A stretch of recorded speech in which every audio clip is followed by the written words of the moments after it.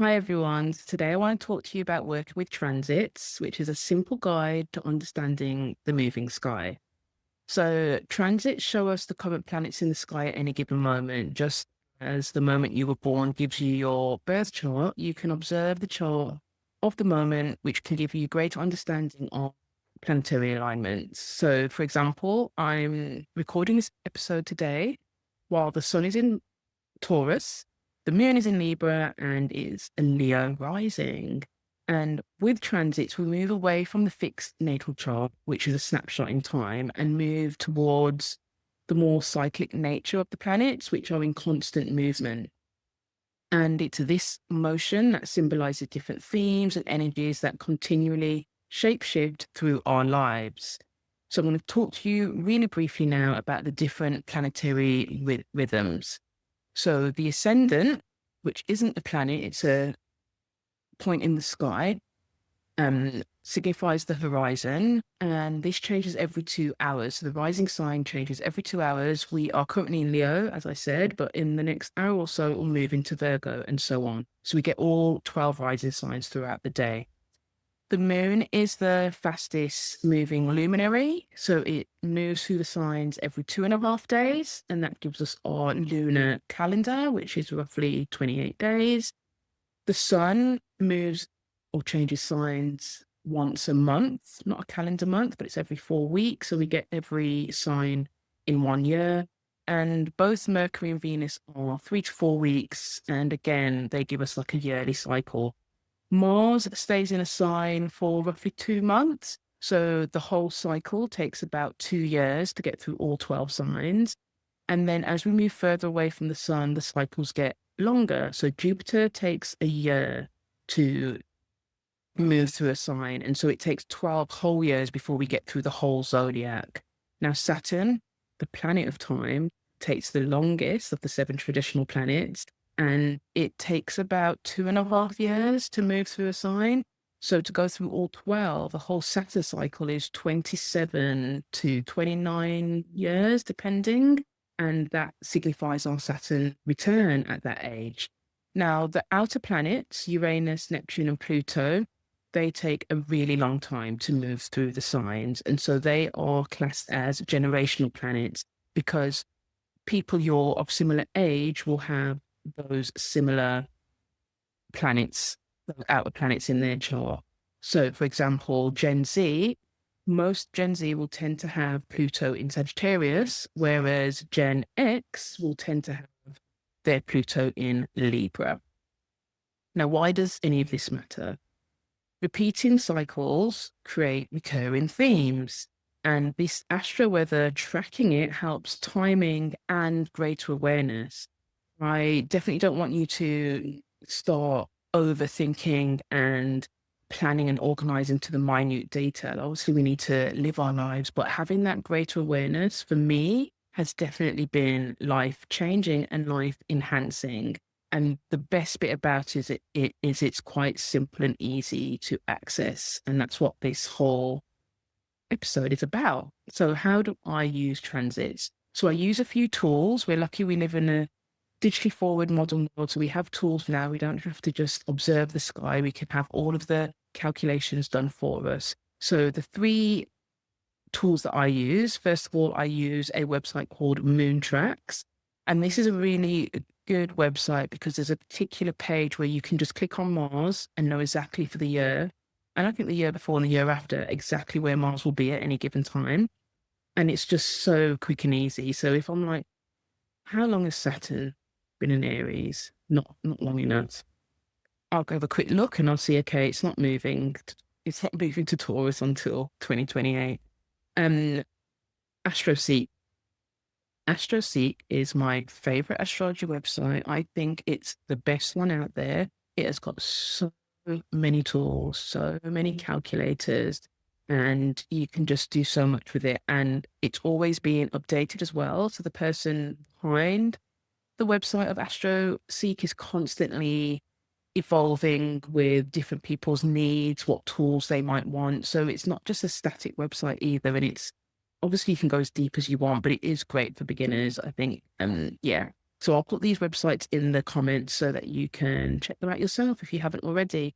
Now, the best app I think out there, and there's a few, and you have to be careful, I think, that you're not getting just, the pop astrology. We want the real astrology. And I think Time Passages is great for that.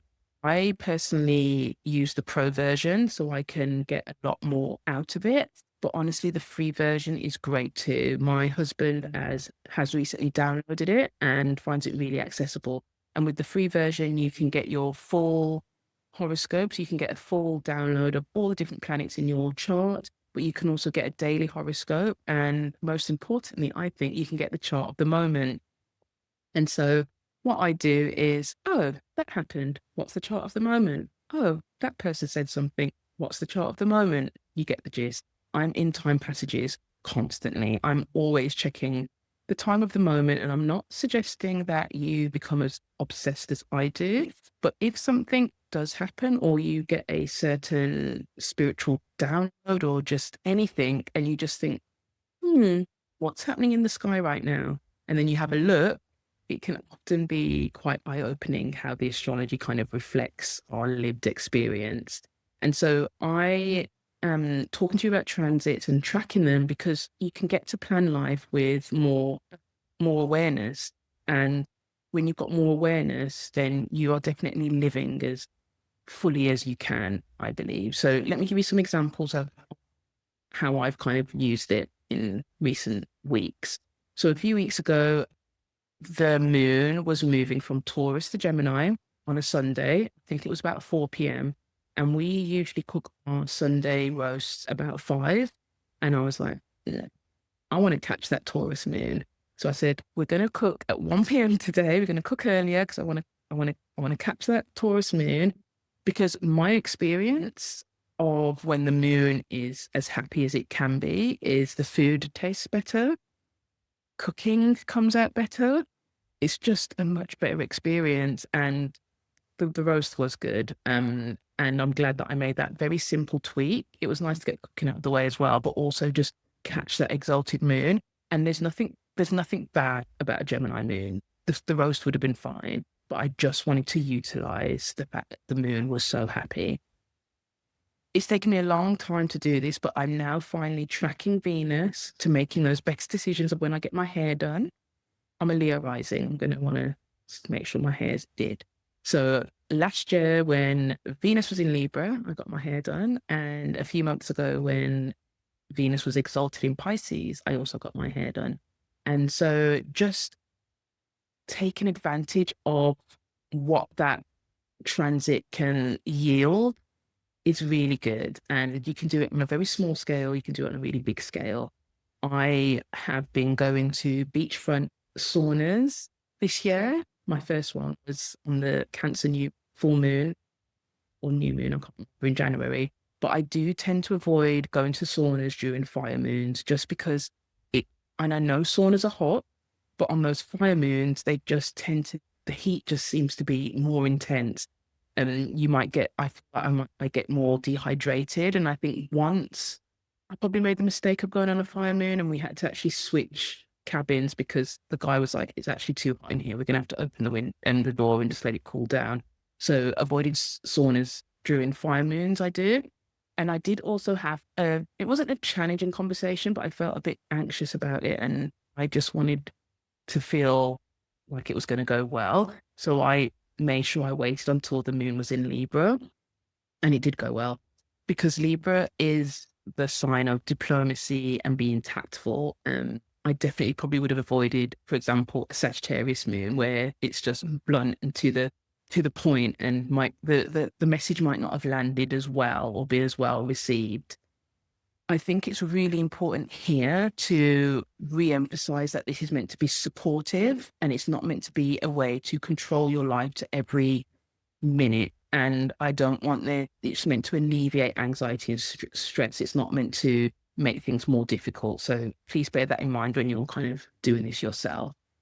So if we now move on to ways in which you can incorporate transits into your daily life.